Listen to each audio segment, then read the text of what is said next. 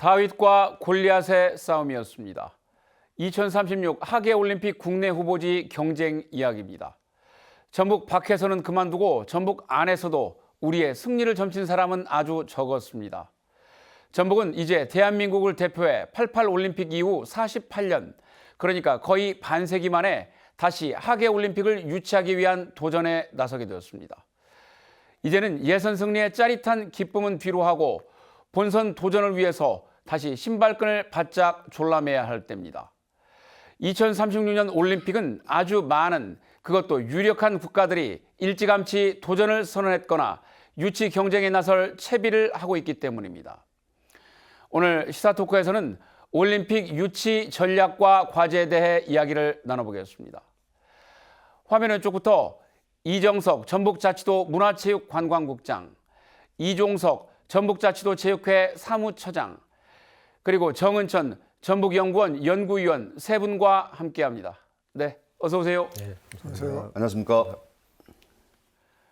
네, 49대 11, 사실 누구도 예상하지 못했던 결과였습니다.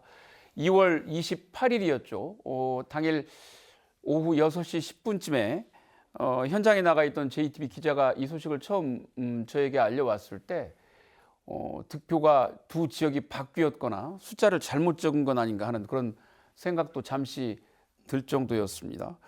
이정석 부장님, 가장 이 압도적인 승리의 원동력 뭐라고 보십니까? 네, 저희들의 어떤 승리의 원동력은 여러 가지가 있습니다만 가장 큰 원동력은 우리 전북특별자치도 김관영 지사님의 어떤 자신감과 도전 경성 어떤 그런 자세였다고 생각합니다. 1%만 가능성이 있어도 최선을 다해서 추진을 해야 한다는 그런 마인드가 계셨기 때문에 저희가 이런 좋은 결과가 있었다고 생각합니다. 또 두 번째로 중요한 전략 하나가 비수도권 지방도시 연대입니다. 네. 지사님이 지난 1월 6일, 7일 현장 실사 때 PT도 하셨고 그다음에 2월 28일 대의원 총회에서도 PT 하셨는데 첫 번째 PT 화면이 또 서울입니까? 그거였습니다. 서울이 88 올림픽 때 올림픽을 해서 그만큼 발전을 했으면 됐지. 또 48년 후에 서울이 다시 해서 서울만 발전을 해야 하냐? 그건 아니다. 그래서 비수도권도 지역도 발전을 해야지 않느냐. 어떤 그런 전략이 주요했다고 생각하고 또 하나 또 전략이라고 하면 그 원동력이라고 하면은 우리 도민들이 전북 도민들의 어떤 간절함이 있었기 때문에 이런 좋은 결과가 있었지 않나 그렇게 생각합니다. 네. 지난 시간 돌아보면 이제 전북자치도하고 전북체육회가 이제 양대 축이 되어서 이제 유치 활동을 굉장히 열심히 해오셨다고 들었는데 먼저 국장님 그 전북자치도 입장에서 볼 때 대의원들 설득하시는데 굉장히 많은 애를 쓰셨는데 어떤 노력들 하셨는지 조금 설명을 해주시죠. 저희가 이제 대의원 총회를 앞두고 아시다시피 대의원 총회 때 투표하는 분들은 올림픽 종목 38개 종목별 회장님과 또 회장님이 지명하는 그 종목 부회장님이 투표권이 있습니다. 그래서 그분들이 누군지 우선 파악을 했고요. 저희가 단계를 나눠서 첫 번째는 우리 도체육회도 올림픽 종목이 다 있거든요. 그래서 도체육회 종목별 회장님들이 그 대의원들을 일일이 다 찾아가서 만나 뵙고 또 설득하고 저희들의 당위성 그런 간절함을 좀 호소를 했고요. 두 번째 단계로서 그 전주면 전주, 군산이면 군산 지역별로 개최되는 종목이 있는데 그 지역의 시장 군수님들이 또 회장님들을 다 돌았습니다. 그래서 다 필요성과 또 간절함을 또 호소했고요. 또 세 번째로 또 저희가 동계 종목이 있고 또 인접도시 종목이 있지 않습니까? 그 인접도시 종목은 우리 도 실국장님들이 또 책임을 맡아서 다 또 돌아다니면서 회장님 만나고 설득한 그런 결과이고 전체적으로 우리 김관영 지사님과 또 정강선 회장님이 전체적으로 모든 또 대의원들을 일일이 또 찾아뵙고 전화드리고 설명드리고 그렇게 했던 그런 결과라고 생각합니다. 네. 이종석 차장님, 우리 이제 체육회도 뭐 한 축으로 굉장히 전국을 누비셨다고 들었는데 활동상 소개를 좀 해주시죠. 네, 아무래도 올림픽은 체육 행사고 또 후보지를 결정하시는 분들도 체육인들이기 때문에 저희 체육회 역할이 클 수밖에 없었습니다. 저희 정강선 체육회장께서 다행히 파리 올림픽 때 선수단장을 하시면서 한 달간 파리에 체류하시면서 국내외 체육계 인사들과 두루 인맥을 쌓았던 것이 큰 힘이 되었고 예. 또 우리 38개 종목단체의 전현직 회장님들, 예. 전무이사, 사무국장, 지도자, 감독, 중앙 종목단체와 인연 있는 분들이 총동원돼서 저희 전북의 유치 당위성을 호소를 하고 간절함을 전달하는 것이 큰 역할을 했다고 생각을 합니다. 예, 예, 예. 김관영 지사나 정강선 체육회장 그밖에 이제 단체장들까지 아마 1심 단결해서 지금 투셨던 걸로 보이는데 이제 사실 뭐 서울이 어떤 곳입니까? 그 대한민국의 얼굴이자 간판이고 뭐 때문에 국제적인 인지도는 말할 것도 없고 체육시설의 어떤 인프라 면에서도 우리와는 격차가 굉장히 큰 것이 사실인데 초장님 예를 들면 관계자들에게 이런 것들 설명하시는 과정에서도 전북은 인지도도 인프라도 조금 미흡하지 않느냐 이런 우려를 나타내는 분들도 많았을 것 같습니다. 어떠셨는지요? 그럼 뭐 중앙 종목단체 관계자뿐만이 아니라 네. 우리 도민들도 네. 과연 전북이 올림픽을 유치해서 경기를 할 수 있겠느냐 하는 회의감들을 많이 가지고 계셨으리라고 믿습니다. 네. 뭐 경기장 시설면이나 여러 인프라 면에서 그러나 이제 그 바뀐 올림픽 IOC 아젠다에 맞춰서 분산 개최, 국가 간에도 공동 개최할 수 있도록 하는 그런 프로그램을 저희가 제대로 맞췄다고 생각을 합니다. 예.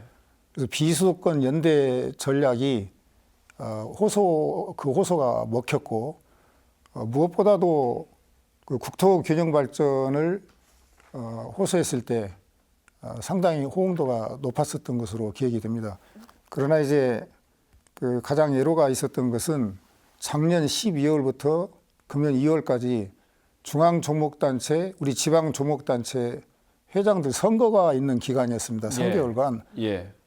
그래서 과연 이쪽에 우리 종목단체장과 중앙 종목단체장의 인연이 계속 이어질 수도 있고 또 다시 단절될 수도 그렇죠. 있고 하는 그 과정이 있었기 예. 때문에 그리고 선거가 동시에 시작되는 것도 아니고 3개월간의 긴 기간에 걸쳐서 종목별로 개최되기 때문에 그걸 지켜보면서 그때그때 그 인맥을 활용하는 그런 것들이 좀 다소 애로는 있었습니다만은 그럼에도 불구하고 우리 종목단체에서 열심히 도와줘서 무난하게 활동을 했었던 것 같습니다. 예, 예.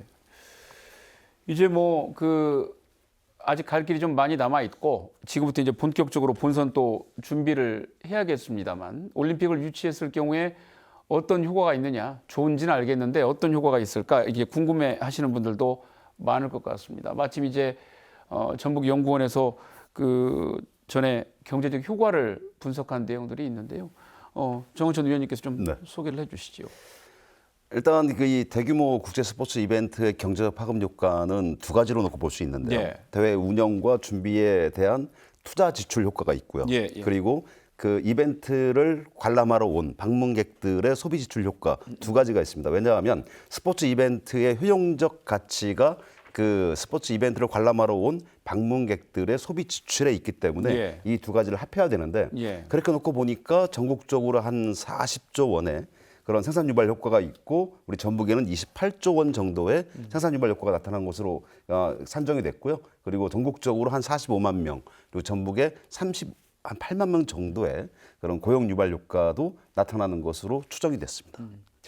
이제 뭐 조금 첨언을 질문 드리면 우리가 이제 이 효과가 너무 크게 그림이 그려진 거 아니냐라고 비판하는 시선들도 있을 수 있습니다. 근데 네. 이제 이것들은 통상적으로 아까 말씀하신 대로 네. 준비 과정에서 투자되는 것, 또 예상되는 지출을 이제 합산한 것으로 보이는데 그런 비판에 대해서는 뭐 어떻게 생각을 하십니까? 기본적으로 저희가 사전에 추정할 수 있는 방법은 한국은행이 제시하고 있는 산업 연관표를 가지고 산업 연관 분석을 하게 되는데 예. 일단 가정은 대회가 성공적으로 개최가 되어졌을 때를 가정을 해놓고 예, 예. 그 다음에 이제 추정을 하는 건데 예컨대 저희가 그 방문객을 1,500만 명을 잡았어요. 목표치를. 근데 이거는 저희가 그냥 무턱대고 잡는 것이 아니고 예. 평창 동계올림픽의 방문객이 500만 명이라고 보고가 되어져 있고요. 동계올림픽과 하계올림픽은 인기도 차이는 상당하기 때문에 그렇죠. 한 3배 정도는 더 들어올 것으로 봤고 프랑스 파리올림픽도 1,500만 명을 목표치로 잡고 추진을 했는데 실제로 프랑스 관광청이 보고한 자료에 의하면 1,120만 명 정도가 맞다고 해요. 우리가 가지고 있는 문화적 파워 그리고 우리 K 한류의 파워가 있기 때문에 1,500만 명은 저희가 목표치로 한정하더라도 무리가 없겠다라고 해서 그것에 의해서 나온 파급 효과입니다. 예. 어쨌든 뭐 그 대회 흥행 성적에 따라서는 뭐 당연히 변동이 있을 수밖에 예. 없겠군요. 예. 어쨌든 이런 경제적 효과 이외에도 우리가 그밖에 이제 다른 또 그 개최 효과를 예상을 할 수가 있을 것 같은데 어떤 것들이 있을까요? 일단은 이제 문화 정체성이 확립이 되어지는데요. 네. 기존에 우리가 가지고 있던 문화 정체성과 이벤트 개최를 통한 새롭게 표출되어지는 문화 정체성이 융합이 되어지죠. 그렇게 나온 문화 정체성 중에 대표적인 것이 글로컬라이제이션이에요. 예. 그러니까 글로벌라이제이션과 로컬라이제이션의 합성어인데 예. 세계의 지역화고 지역화, 지역의 세계화를 이야기하는 거죠. 우리가 가지고 있는 문화적 가치, 전통과 이런 가치들이 세계적으로 이제 표출되어지기 때문에 이 안에서 뭔가 국제화가 만들어지기 시작을 합니다. 예. 그런 것들이 좀 의미가 크고 그 다음에 자긍심, 연대감, 소속감 이런 것들이 이제 증폭이 되어지는데 예. 예컨대 우리가 열패감이라는 얘기를 많이 하잖아요. 네. 내가 남보다 못해가지고 경쟁에서 졌다는 느낌이죠. 근데 이게 스포츠 이벤트하고 굉장히 관련성이 높아요. 예. 예컨대 우리의 무주 동계 올림픽 유치하려고 했다가 평창한테 졌고 프로야구 19단 유치하려고 했다가 수원한테 졌고 네. 그리고 이런 것들이 계속 이어져 내려오면서 계속해서 우리는 안 되는구나. 라는 느낌을 가지게 되는 거죠. 이번에 우리가 국내 유치 후보 도시로 선정이 되면서 많은 분들의 자긍심이 올라갔을 거라고 봅니다. 예. 이런 열패감들이 극복될 수 있다. 또 연대감, 소속감들이 더 강화될 수 있다라는 게 우리의 사회 문화적 효과라고 말씀드릴 수 있습니다. 예. 뭐 그런 측면에서는 그 이제 경제적으로 돈으로 환산할 수 없는 그 이상의 무형의 어떤 그 가치가 유발된다는 맞습니다. 말씀이시죠? 예. 예, 이정석 국장님, 우리가 이제 국내 후보지로 선정이 됐습니다만, 뭐 본선을 준비하려면 전담 조직도 또 꾸리셔야 하고, 어쨌든 관련 부처들과의 마무리 지어야 될 또 절차들도 남아 있잖아요. 그 내용도 좀 설명을 해주시죠. 저희가 지금 현재 이제 그 내부 그 전담 조직을 이제 구성을 좀 할 겁니다. 그래서 바로 이제 확대해서 이제 본선에 좀 대비를 할 계획이고 말씀하신 대로 저희가 이제 문화체육관광부와 또 기획재정부 심의를 앞두고 있습니다. 근데 이제 저희가 표방한 그 비수도권 그 지방도시 연대를 최대로 효율성을 따져서 가장 그 효율적인 그 경기장 배치 계획을 저희들이 지금 검토하고 있습니다. 그래서 그동안에 말씀드렸던 그런 비수도권 연대보다 또 확대해서 조금이라도 비용을 좀 절감할 수 있는 방안을 저희들이 좀 만들어내기 위해서 우리 정 박사님이 애쓰고 계시고, 그다음에 그것이 나오면은 저희들이 사전 타당성 용역을 하게 됩니다. 그래서 사전 타당성 용역을 하고 그 결과를 가지고 우리 도의회에서 또 승인을 받아야 됩니다. 그래서 도민들의 모두 어떤 동의를 얻어야 되는 그런 절차가 있고, 이와 동시에 또 문화체육관광부에 저희가 이제 국제행사 유치 심의위원회가 있는데 거기에 상정해서 본격적인 정말 그 타당성 검증을 또 받게 됩니다. 또 거기에 의해서 또 우리 기재부에서 국비를 또 투여해야 되는데 그 타당한 것인지 얼마나 국비가 실제로 필요한지 그런 것들을 분석하게 되는 그런 절차가 남아있다고 말씀드리겠습니다. 아마 뭐 유치의 그 국내 대표 도시가 된 이후에 그 같이 연대하기로 했던 다른 시도에서 많은 축하의 말씀과 연락들이 왔을 텐데 그 소개 좀 잠깐 해주시죠. 뭐 예를 들면 대구나 뭐 충청이나 뭐 그 광주 전남에서 여러 가지 얘기가 있을 텐데. 지금 2월 28일 날 PT 때 그때 이제 그 인접도시 그 지방자치단체 장님들 홍준표 시장님 또 김대엄 그 지사님 또 광주 시장님 전남 지사님 이렇게 지지 연설을 해주셨는데 그게 정말 주요했거든요. 그 이후에 그 지역 방송사에서 엄청 연락도 오고 그 지역 행정에서도 연락이 오고 그래서 지사님이 또 막 그쪽 가서 방송하시느라고 바빴던 것으로 알고 있습니다. 어쨌든 아까 말씀하신 대로 이제 그 경기장 배치 계획 이런 것들을 조금 더 효율적으로 하다 보면 또 해당 지역들은 조금 더 많은 몫을 가져가기 위해서 여러 가지 또 의견 조율이 좀 필요한 부분이 맞습니다. 지금 이제 그 지사님도 말씀하신 바와 같이 이제 서울에 좋은 경기장이 많이 있기 때문에 거기 있는 시설이랄지 다른 지역에 있는 가장 효율성이 높은 그런 경기장을 저희들이 협의를 거쳐서 이렇게 진행토록 그렇게 하겠습니다.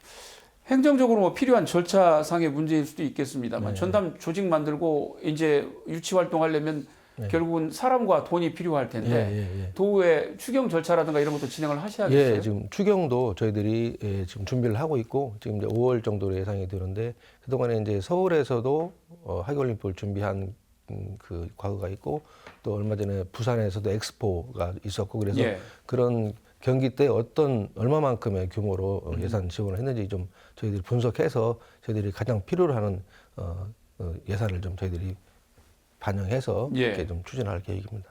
네, 네, 알겠습니다. 이제 뭐 그 가장 큰 관심사 중에 하나는 이제 IOC가 이 하계올림픽 개최지를 언제 어디서 선정하느냐에 쏠리고 있습니다. 또 현재 IOC 위원장이 이제 새로 선출될 예정이기 때문에 어떤 성향, 어떤 공약을 한 분이 또 선출되냐에 따라서 이게 또 이제 그 최종 개최지 선정에 상당히 큰 변수가 될 수 있다고 들었는데 그 내용도 좀 말씀해 주시죠. 지금 이제 아시는 바와 같이 IOC에서는 이제 세 가지 단계로 이제 최종 후보 도시를 선정합니다. 첫 번째 이제 비공식 대화 단계, 그다음에 지속 대화 단계, 그다음에 집중 대화 단계 세 단계로 구분해서 평가를 하는데 지금 대한체육회에서 지난 2월 28일 저희가 후보 도시로 선정됐기 때문에 지금 IOC에 공문을 보내서 우리 전북이 국내 후보 도시로 선정됐다는 것을 보냈습니다. 그래서 그것이 비공식 단계로 해당이 되는 거고 저희가 문체부 심의를 이제 타당성 조사를 거쳐서 그 결과를 가지고 심의를 받게 되는데요.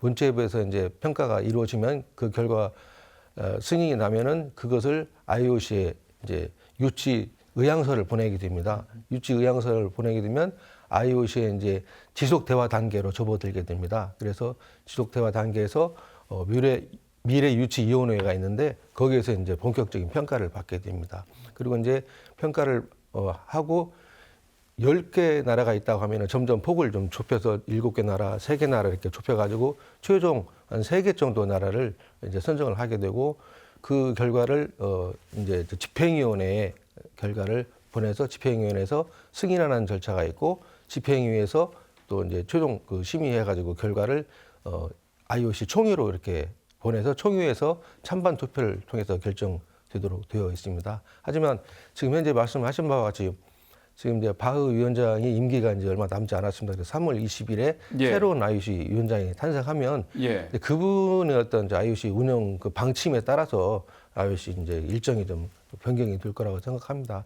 당초는 브리즈번도 이제 11년 전에 선정이 됐듯이 저희도 11년 전에 선정이 된다 하면 올해 안에 선정이 되는 것이거든요. 근데 이제 그것은 여러 전문가들이 봤을 때 좀 너무 빠른 거 아니냐. 그래서 새로운 그 위원장이 일정 조정도 하고 IOC 내부에서 어떤 심의를 거쳐서 일정이 진행될 것으로 보고 그래도 저희 입장에서는 그 빨리 진행될 수도 있기 때문에 올해 안에 결정된다고 판단하고 생각하고 철저히 준비하도록 하겠습니다.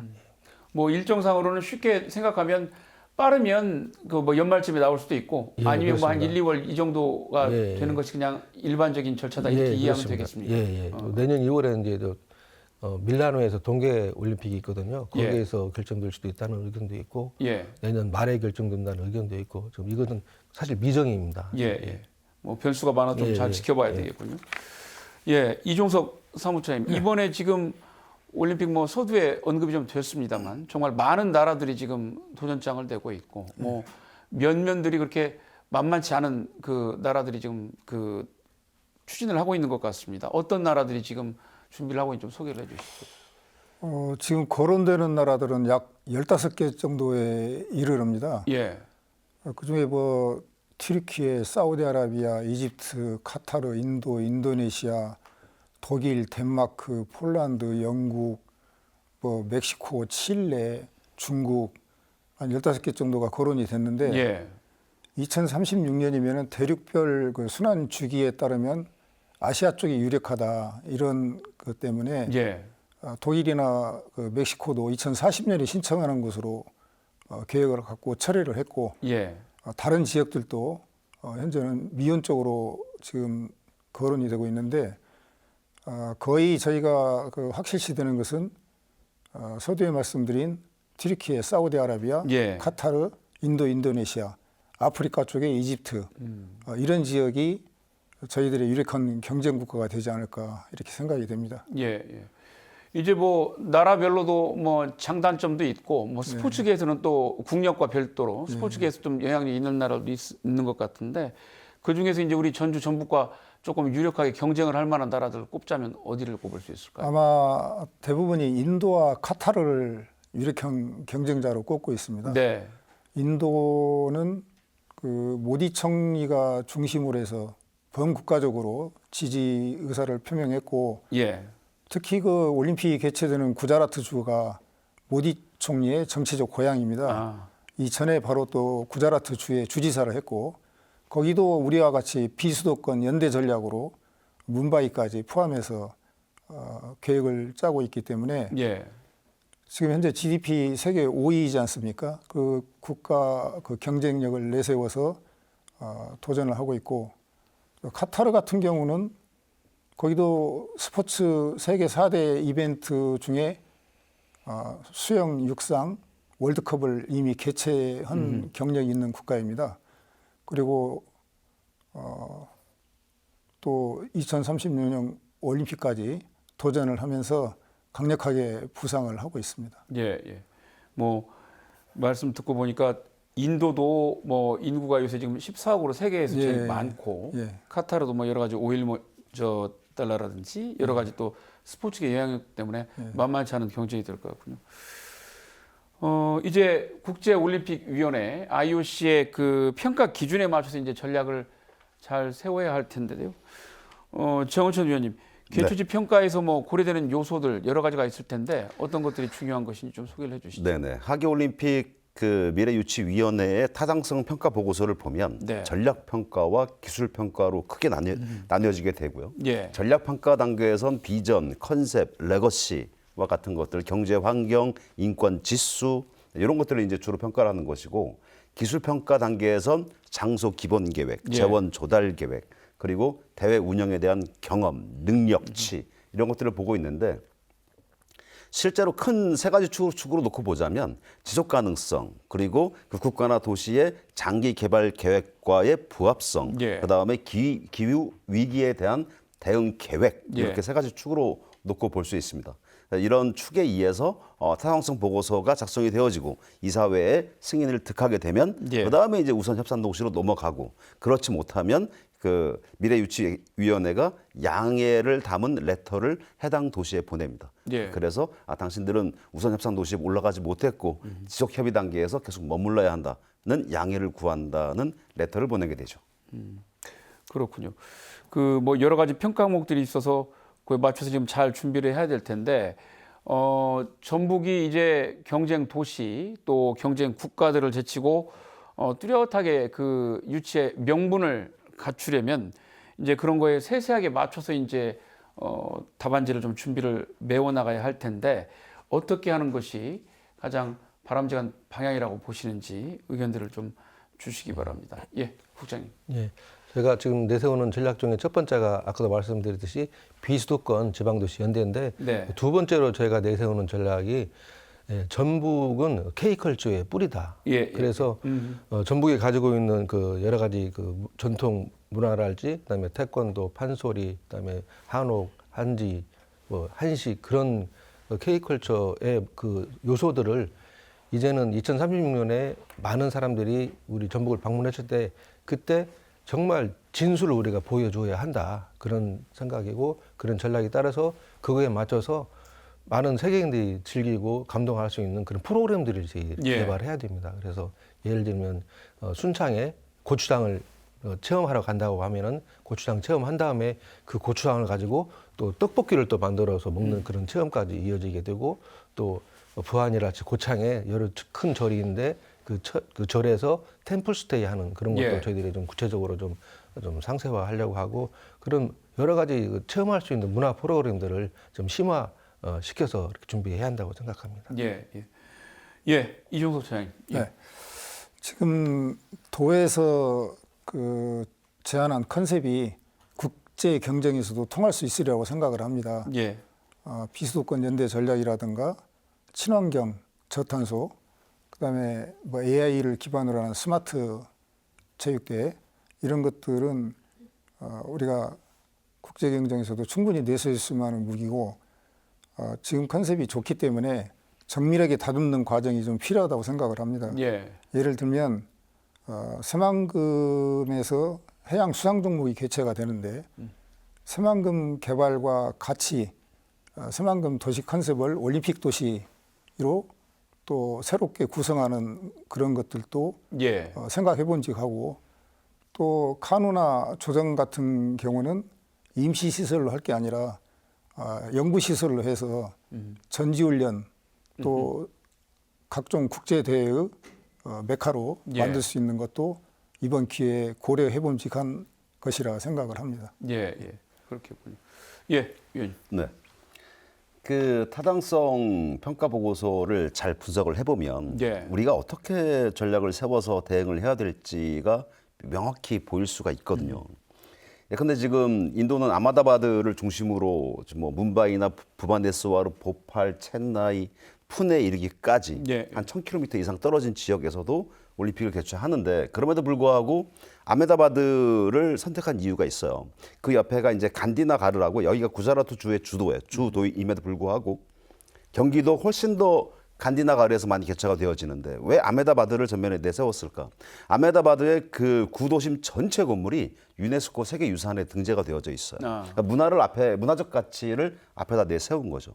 저희와 좀 비슷한 부분이 없잖아 있습니다. 예, 예. 약간 다른 부분이 뭐가 있냐면 저희도 14종의 유네스코 등재 유산이 있죠. 뭐 익산의 뭐 미륵사지라던가 음식창의 도시라던가 그리고 한 8개의 문화유산 야행 프로그램이 있고 30개의 전통시장과 36개의 대표적 오일장이 있습니다. 즉 이것과 연계를 시켜야 되는 것이고요. 올림픽 개최 기간 동안에 우리가 개최할 수 있는 축제가 몇 개 있나 살펴보니까 31개의 축제가 있더라고요. 예. 그중에 12개가 음식과 관련된 축제고 19개가 풍류와 관련되어진 축제입니다. 이 축제와 연계하는 프로그램을 만들어내면 IOC가 중요시 여기는 게 그럼 올림픽 참가자에 대한 어떠한 경험을 개최 도시가 선사해 줄 것인가가 되게 중요해요. 우리는 올림픽에 새로운 생명력을 불어넣겠다. 예, 예. 단순히 이벤트를 관람하는 걸 넘어서서 이런 문화라던가 축제라던가 다 연계를 시켜가지고 완전하게 우리가 전북에서 한국을 온전하게 느낄 수 있는 그리고 그걸 전 세계에 알릴 수 있는 계기로 예. 만들자는 전략을 또 세워야 될 것 같고요. 또 하나 중요한 건 지금 올림픽을 개최하지 않은 지역 쪽으로 자꾸 올림픽을 보내려고 해요. IOC가. 근데 그런 지역들을 보면 이제 뭐 선진국 반열에 올랐다거나 한참 성장해 나가는 그런 국가이기 때문에 환경 관리 측면에서 저희보다 많이 낮습니다. 인지도 예. 그렇고. 그래서 IOC 개최 그 타당성 평가 보고서를 보니까 LA가 높게 평가한 이유가 2028년도 LA가 선정이 됐잖아요. 네, 네. 그 지역에 그 생산되어지는 재생에너지의 생산량이 올림픽 대회에 소비가 되어지는 에너지 소비량보다 훨씬 많더라를 높게 평가했더라고요. 우리가 2024년 기준으로 1385기가와트 아워를 생산을 했어요. 전국 1위죠. 예.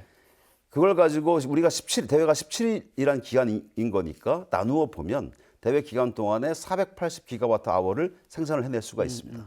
근데 브라질 리우 올림픽 때 그 소비가 되어진 에너지 소비량이 29.5기가와트 아워였고요. 베이징 동계 올림픽이 160기가와트 아워였어요. 근데 우리의 재생에너지 생산량이 그보다 훨씬 웃돌고 있기 때문에 이런 것들을 전면에 내세워서 설득시켜야 된다라고 생각이 됩니다. 예. 뭐 이미 지금 현재 가지고 있는 것만으로도 그동안의 추세를 커버하고 남음이 있다는 말씀이시죠? 예. 지난번에 지금 그 관련 기관 단체 장과 만나가지고 얘기를 하다 보니까 우리가 아까 지금 사무처장님도 새만금 말씀해 주셨습니다만 새만금의 아리백이나 이런 것들이 더 구체화가 되면 이런 것들이 예를 들면 훨씬 더 또 우리가 내세울 수 있는 그런 가치가 될 것이다라는 말씀을 주셔서 저도 인상 깊게 들었는데 뭐 그런 그 여러 가지 포인트 하나하나를 잘 시줄 날줄 삼아서 엮어야 되겠군요. 이제 그 뭐 앞서서 또 언급해 주셨습니다만은 우리가 지금 국내에서 이제 추진할 때도 그랬고 뭐 이미 그 브리즈번이 2032년에 할 때도 이제 뭐 비수도권 연대, 뭐 지방도시 연대 이런 몫으로 해서 또 유치를 하기도 했습니다만 이런 것들이 또 국제사회의 어떤 메시지가 될지도 궁금합니다. 그리고 이제 올림픽이라는 것이 뭐 국제적인 이벤트이기 때문에 전북은 물론이거니와 정부나 대한체육회와도 이제 잘 역할 분담을 해가지고 대응을 해야 할 텐데 각각 어떤 전략으로 임하는 것이 좋을지 궁금합니다. 예, 위원님. 네. 이 비수도권 연대 올림픽 전략 이 컨셉은 이 국제 무대에서도 충분히 통할 수 있다라고 보거든요. 네. 왜냐하면 제가 조금 전에 말씀드린 바와 같이 IOC는 올림픽 유치가 그 국가나 도시의 장기 개발 계획과의 부합성, 기여도를 높게 보고 있기 때문에 예. 우리는 국가 균형 발전 계획을 지금까지 세워져 왔는데 실제로 수도권과 비수도권의 격차는 시간이 흐를수록 더 커지고 있잖아요. 예. 그래서 이 올림픽 유치를 비수도권에 함으로 인해서 국가 균형 발전 계획에 크게 기여할 수 있다는 점, 이건 분명히 국제 무대에서 통할 것이고, 예. 네, 그런 것들과 이제 저희가 이제 조직적으로 또 저희가 해야 될 게 문체부나 대한체육회와의 협의를 통해서 예. 유치위원회를 빨리 발족을 해야 되겠죠. 우리 차원에선 범도민유치위원회가 필요하고 예, 예. 국가 차원에선 범국민유치위원회가 필요해서 예. 이런 국제 무대에서 우리가 경쟁에서 이길 수 있도록 이 유치위원회가 조직적으로 대응해 나갈 필요성이 있습니다. 거기에 대한 작업이 빨리 진행되는 것이 중요하다. 예. 이렇게 말씀드리고 싶습니다. 예. 우리 뭐 올림픽 유치 활동을 위해서라도 빨리 전국이 좀 안정이 되어서 그런 시스템들이 빨리 좀 갖춰져야 되겠군요. 예, 이종수 차장님. 네, 우리 정 박사님 말씀하신 대로 주요한 그 방향은 같은 견해입니다. 우리가 가지고 있는 스포츠 외교 역량, 또 문화적 역량, 또 글로벌 기업 예. 모두가 참여하는 범국가적 유치위원회가 구성이 되는 것이 좋고요.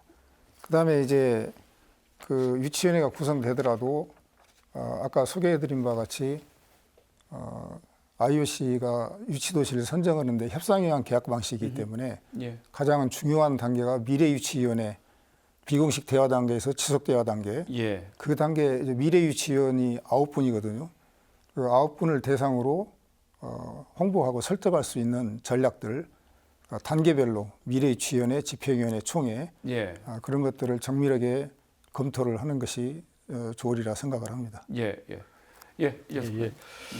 지금 사실 결정된 건 아닙니다만 그 지금 조기 대선이 지금 점쳐지고 있기 때문에 예. 만약에 조기 대선이 있다고 하면 저희가 대선 공약으로 저희들이 선정을 해서 여야 후보들께 그것을 전 국민이 통합할 수 있는 어떤 공약상으로 해서 저희들이 추진하려고 지금 준비하고 있습니다. 그래서 예.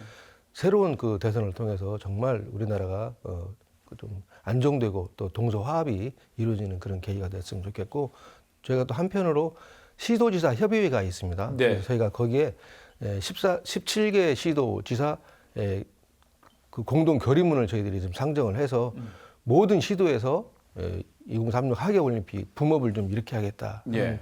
차원에서 저희들이 좀 그것도 추진하고 있다는 말씀을 드립니다. 예. 알겠습니다. 그 이제 뭐 앞서서 잠깐 언급이 됐습니다만 국민적인 그 공감대를 형성하는 문제 대단히 중요합니다.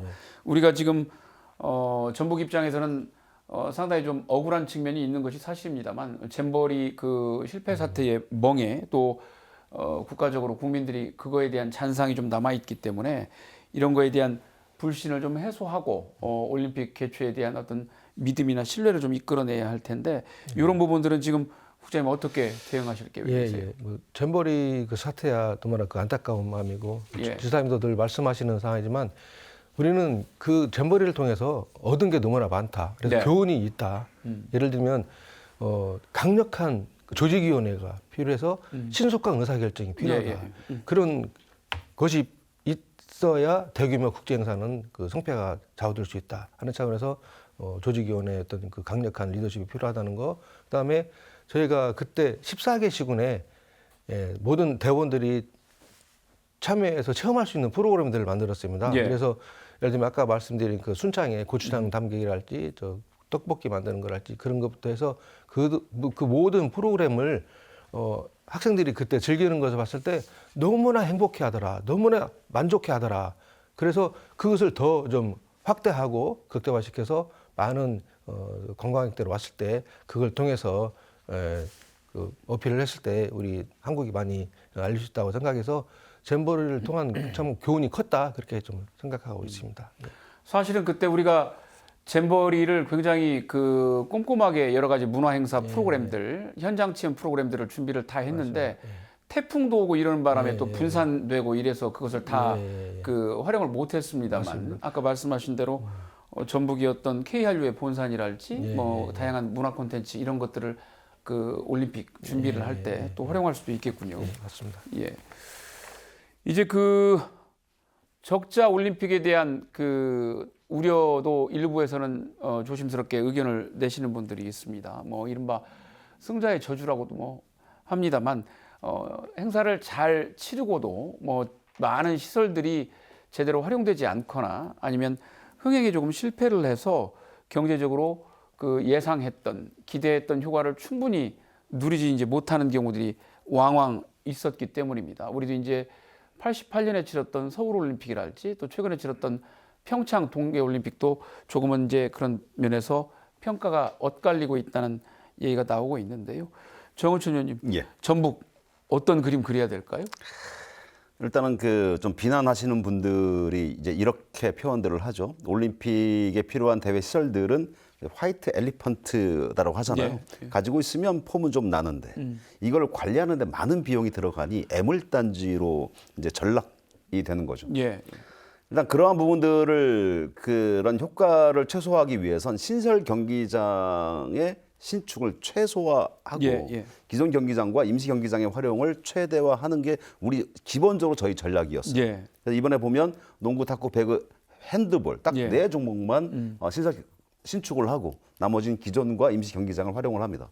근데 IOC 입장에서도 영구적으로 유산화할 수 없는 시설, 즉 단일 종목만을 위한 경기 시설들의 신축을 지향하는 거지 다목적 체육관으로 지어지는 것도 하지 말라고 하는 건 아니에요. 근데 거기다가 우리가 앞으로 건대 뭐 프로 구단도 유치를 하고 그리고 저희가 고령 인구가 많이 있으니까 노인 전문 체육센터로도 이 활용을 하고 여러 가지 활용 가치나 방법은 충분히 있습니다.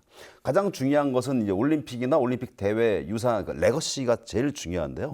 스포츠, 문화, 환경, 도시, 경제 크게 5가지 분야로 나눠지게 되는데 지금 말씀드린 부분들 뭐 노인 전문 그 체육센터를 활용하겠다 이런 건 스포츠의 레거시가 될 것이고 그리고 그다음에 문화적으로 또 환경적으로 또 경제적으로 또 그다음에 도시의 어떤 교통이라던가 도로, 철도 이런 것들에 쌓여 지속 가능하게 미래에도 계속 작동할 수 있게만 만들어 내면 그러면 저희의 유산 효과는 상대적으로 커질 거기 때문에 이러한 5가지 분야의 큰 효과가 지속적으로 작동될 수 있다. 그것을 저는 지속 가능성으로 보고 있어요. 그러한 전략을 세워나가는 게 중요할 것 같습니다.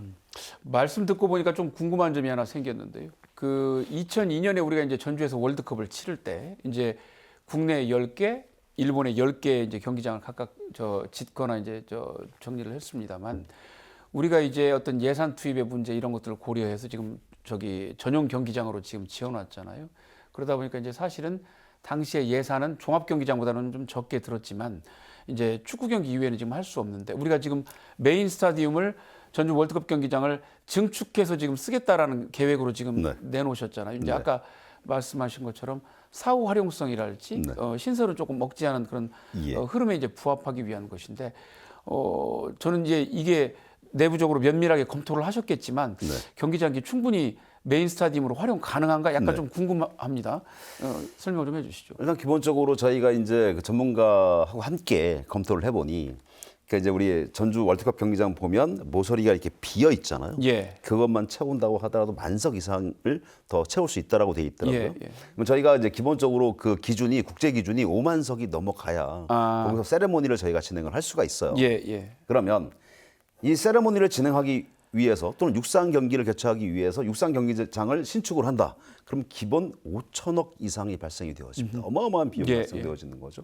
그걸 이제 지향을 하고 그러면 파리 같은 경우는 그 개막식을 센강에서 했단 말이죠. 그렇죠. 선수단이 입장할 때 배를 타고 입장을 했고요. 그러니까 지금은 저희가 생각의 전환이 좀 필요하다. 예컨대 트랙이 없다고 해서 선수단이 입장할 때 트랙으로 꼭 입장해야 될 이유는 없는 거거든요. 올림픽 세레모니를 보면 경기장 중앙으로 입장하는 그런 세레모니도 많이 있고 평창 동계올림픽은 올림픽 플라자에다가 원형 무대를 크게 만들어서 그 위에서 이제 입장을 하게 만들었죠. 선수단이 입장을 하는 게 꼭 걸어서 입장해야 될 필요성은 없어 보입니다. 우리가 UAM이라고 이제 도심 항공 교통이 새만금에서 열심히 지금 개발되고 있잖아요. 선수단이 하늘을 통해서 전투를 올 수 있다라고 보거든요. 2036년은 아직은 모르지만 지금보다 훨씬 기술이 훨씬 발달돼 있을 거기 때문에 저는 그 경기장 내에서도 가능하고 저는 심지어 폐막식도 굳이 이런 실내 공간이 아닌 새만금의 그 화려한 수변 자원을 활용을 해가지고 그 새만금의 그 수변 공간 내에서 별도의 장을 만들어서 폐막식도 진행할 수 있다라고 봅니다. 그러면 엄청난 비용 절감 효과도 또 발생이 되어지게 되겠죠. 예, 말씀하신 대로 파리 올림픽도 센강에서 그 센강을 무대로 예. 진행이 되면서 세계에 상당히 그 파격적인 그 예. 인상을 줬는데 우리도 이제 기존에 가지고 있던 것들을 활용하면서도 예. 우리 뭐 독창성과 창의력 또 지역의 매력을 돋보일 수 있게 하기 위한 아이디어를 좀 잘 모아봐야 하겠군요. 예.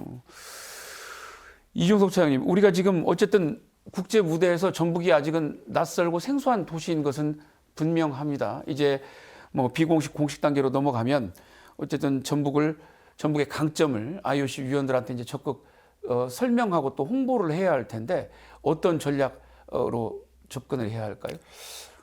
가장 중요한 단계가 미래유치위원회 단계라고 생각을 네. 합니다. 우리가 국내 유치 후보지 선정 과정을 볼 때도 현장 평가 실사단이 금년 1월 6일부터 7일까지 왔을 때 예. 그때가 터닝 포인트였거든요. 그 전까지만 해도 전북이 과연 유치할 수 있을 것인지 많은 분들이 회의감을 갖고 이러는 사람들도 반신반의하면서 일을 했습니다. 그런데 아이러니하게도 외부에서 오신 분들이 먼저 긍정적인 신호를 저희들한테 보내줬습니다. 그분들이 제일 먼저 도착해서 군산 라마다 호텔에서 도지사님의 PT를 듣고 새만금, 군산 CC, 전주, 완주 스포츠타운, 우주 태권도원을 쭉 이틀 동안 방문을 했습니다. 예. 처음에 그 도지사님의 그 PT를 받는 순간부터 인식이 바꿔지기 시작을 해서 경기장 돌아다닐 때마다 도민들의 열렬한 환호, 염원 이런 것들을 피부로 느끼고 저희들의 그림들을 잘 보면서 그분들도 오기 전에는 회의적인 시각을 갖고 왔을 텐데 오고 나서 완전히 기준이 달라져서 나중에 그 보안 유지가 상당하기 때문에 평가를 못 들었습니다만 간간히 들려오는 얘기가 하면 상당히 전북이 준비를 잘했다. 그런 평가가 전달이 됐었습니다. 외부에서 먼저 저희들을 인정을 해주는 걸 느끼고 저희들이 좀 자신감을 가졌었는데 올림픽 단계도 마찬가지라고 생각합니다. 가장 중요한 단계가 미래유치위원회 위원들을 어떻게 설득을 하느냐. 그런데 지금 이달에 IOC 위원장 선거가 있고 그러면 또 미래유치위원들도 구성이 또 다시 될 소지가 있고 그래서 그 어떻게 구성이 되고 운영이 되는지에 대해서 우리가 촉각을 곤두세우고 거기에 맞춰서 저희들이 맞춤형 설득 전략을 세워야 할 것으로 봅니다. 예, 예. 알겠습니다. 정원천 의원님, 제가 갑자기 궁금한 게 생겨서 좀 추가로 질문을 드려야 될 것 같은데요. 우리가 지금 그 지방 도시들과 연대해서 그 대회를 치르겠다고 이제 마스터 플랜을 제출을 했기 때문에 이제 육상이랄지 수영이랄지 상당히 굉장히 중요한 그 인프라를 갖고 있는 뭐 대구나 광주나 다른 지역들하고 연대를 해서 지금 하겠다고 돼 있지 않습니까? 네. 그리고 이제 신설 경기장은 아까 말씀하신 대로 농구, 탁구, 배드민턴, 핸드볼 이 정도 지금 완주군 근처에 지금 있는 걸로 되어 있는데 일반 도민들 중에 그런 걸 궁금해하시는 분들이 있어요. 큰 행사 다 다른 지역에 내주고 나면 정작 우리 지역에서 어떤 행사들이 제대로 이루어질까? 네. 몇 종목이나 치러지는 것인가? 이런 거에 대한 의구심을 갖는 분들이 좀 있거든요. 좀 소개를 해주시죠. 기본적으로 저희가 뭐 37개 경기장 중에서 30개 경기장은 전북에서 하는 거고요. 한 7개 경기장이 이제 우리 연대 도시로 이제 나가게 되는 건데 이 연대 도시로 나가는 이 전략이 이제 우리 김관영 지사님이 전략을 내신 거란 말이에요. 그러니까 처음에 제가 개최 계획을 수립했을 때는 7개 경기장을 신축을 하는 겁니다. 그래서 10조가 넘어가는 그 예산이 잡혔어요. 처음에 기사도 그렇게 나갔었죠. 근데 육상이라던가 뭐 체조 그리고 수영 이런 것들을 대구, 그러니까 충남 그리고 광주로 보내게 되면서 거기에서 한 1조 2천억 원이 순식간에 절감이 된 거예요. 그러니까 이런 효과가 굉장히 좋고 이런 걸 실현해야 저희가 국제 무대에서 경쟁력을 가지기 때문에 반드시 이제 들어가야 되는 부분인데 그 연계 프로그램이 굉장히 중요할 것 같습니다. 예컨대 선수촌, 그러니까 막 분산이 되어지면 예. 한막 육상 같은 경우는 한 3,000명이 가요. 예. 제가 16,000명의 선수단이 있는데 그중에 3,000명이 대구로 갑니다. 그리고 나머지도 다 한번 따져보면 예컨대 한 7,000명 정도가 타 연대 도시로 빠지게 될 거예요. 예. 굉장히 굵직한 종목 수영 같은 것들이 다 빠져나가게 되니까. 그렇죠. 근데 그 선수촌을 저희가 이제 전북 내에 어떻게 잘 구축을 하느냐가 이제 중요한 것이고요. 즉 선수가 빠져나갔다고 해서 해당 지역의 선수촌이 같이 나가는 것이 아니라 선수촌을 우리 전북에 두고 그 다음에 이제 수송을 잘 연결을 시켜가지고 그렇게 나가게 되면 실제로 그 경제적 파급 효과의 상당 부분은 우리 전북에 있을 것이다. 그러한 전략도 추가적으로 또 수립을 해야 되겠죠. 선수단 말씀하신 그 이동 문제와 관련해서 이제 우리가 현재 지금 미흡한 광역 교통망을 구축할 수 있는 명분이나 네. 또 실리를 챙길 수 있지 않습니까? 아주 중요한 말씀을 해주셨는데 예. 그 연대 도시하고 이렇게 분산이 되어지면 이제 가장 중요한 건 개최 도시는 우리 전북이기 때문에 예. 그리고 이 광역 단체 간의 어떤 교통 편의성, 이동 시간 단축은 국가가 주도로 이건 추진을 해줘야 예, 돼요. 예, 그러니까 SOC가 투자가 되어져야 되겠죠. 그리고 실제로 연대 도시하고 이게 분산하는 이런 전략들은 예. 결국은 올림픽 레거시의 가장 중요한 도시 레거시에 보면 도로가 새롭게 확충되어지는 걸 도시 레거시 하나로 놓고 보거든요. 예. 도시 레거시를 확대하려고 그렇게 분산이 되어지는 거죠. 그렇게 되면 중부 이남의 교통 요충지는 전북이 되는 것이고 예. 그리고 모든 뭐 영호남이건 연결되건 뭐 강주로 가건 전남으로 가건 예, 예. 훨씬 더 이동이 편리하고 그것이 또 계속 남아 있는 거잖아요. 사라지는 것이 아니기 때문에 그런 효과를 저희가 또 기대하고 있습니다. 예. 예. 우리가 뭐 그 기존의 고속도로나 철도 계획 이게 저 정부 계획에 반영돼 있지만 그 아직 진행이 못 되고 있는 것들도 있고 이제 필요성은 있지만 아직 정부 계획 단계까지 못 들어간 것들도 있습니다만 차제에 꼭 필요하다면 이런 것들이 잘 경제성이 좀 점수가 올라가서 사업들이 좀 탄력을 받는 그런 계기가 됐으면 좋겠습니다.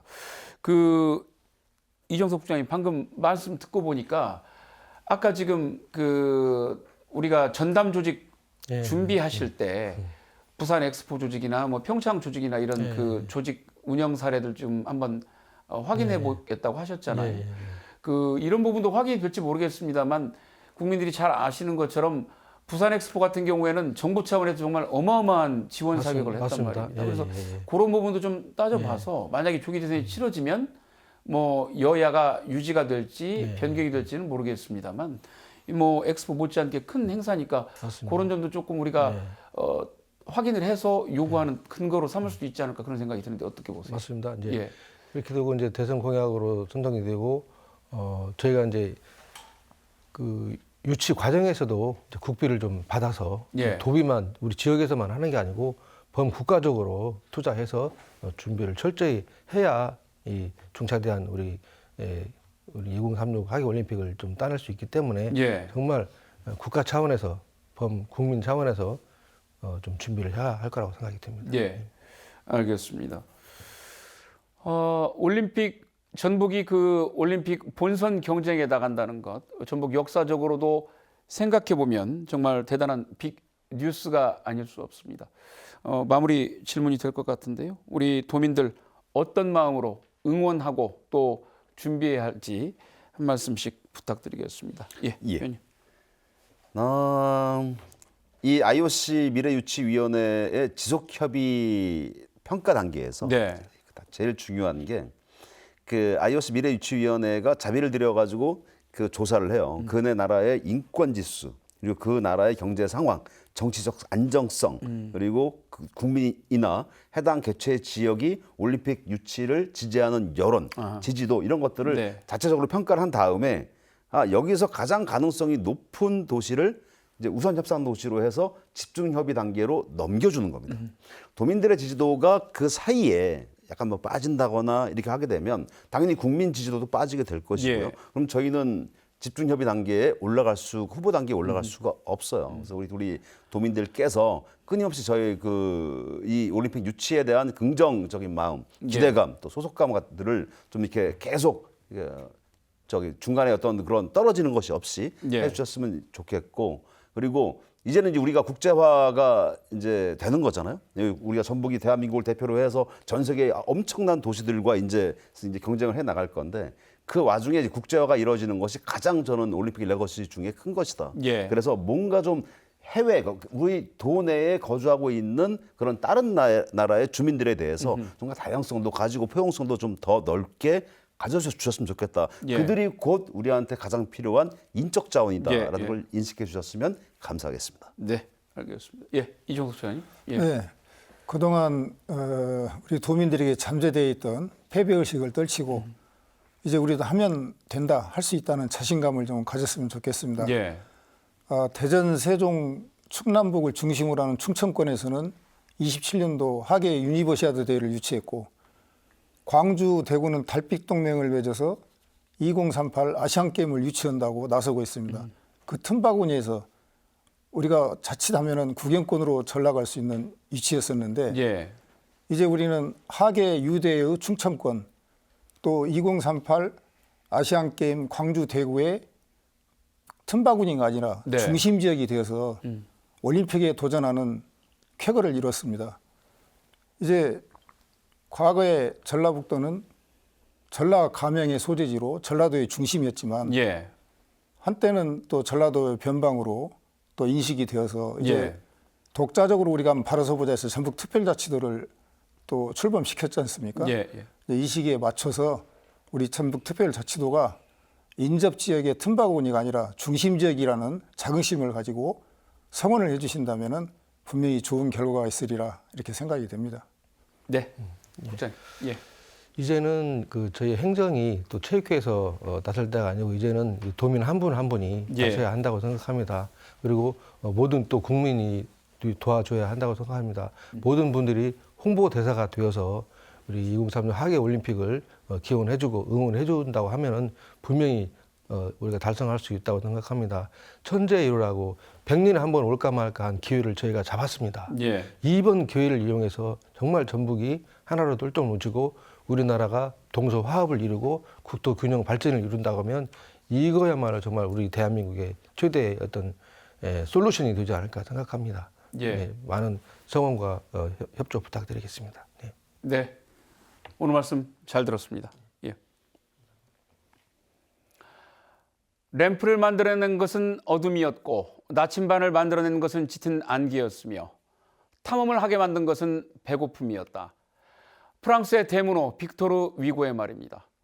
간절함은 결핍에서 나오고 절박함과 절실함이 위대한 도전을 하게 만듭니다. 낙후, 꼴찌, 쇠퇴에 익숙한 전북이 이제 서울을 넘어 국제 도시들과의 경쟁에 나섭니다. 치밀한 전략으로 이 가슴 벅찬 도전의 드라마가 꼭 해피엔딩이 되기를 기원합니다. 오늘 순서 여기서 마칩니다. 함께해 주신 여러분 고맙습니다.